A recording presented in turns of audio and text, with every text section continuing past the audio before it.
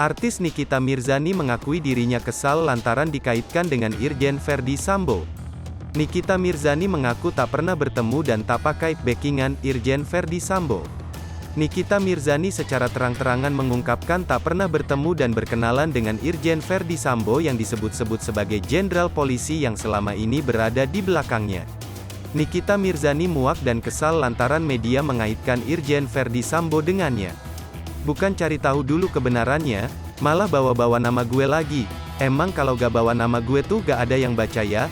Dibilang backingan gue FS itu Verdi Sambo lah, kenal juga enggak, ketemu juga gak pernah, tutur Nikita Mirzani saat dikutip pada laman @lambegosiip pada Minggu, tanggal 14 Agustus tahun 2022. Nikita Mirzani menjelaskan bahwa sewajarnya ia mengadukan kasusnya ke Profesi dan Pengamanan, Propam, pada kasusnya beberapa waktu lalu. Kalau waktu itu gue mengadukan kasus gue, polisi serang ke Propam, memang harus ke Propam. Gue sebagai warga Indonesia yang baik, tidak dapat keadilan. Ya gue minta keadilan, kata Nikita Mirzani. Kemana? Ya ke Propam. Emang gue pernah sebut terima kasih Pak Verdi Sambo? Enggak kan, gue cuma sebut terima kasih bapak-bapak di Propam, lanjut Nikita Mirzani.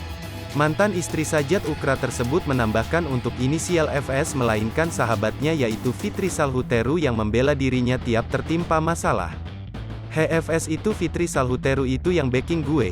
Sampai dia menutup mata dia terus yang akan backing gue terus, gak ada backing-backing yang lain. Selain Fitri Salhuteru yang backing gue Jin Iprit di bawah jembatan Tomang, sambung Nikita Mirzani.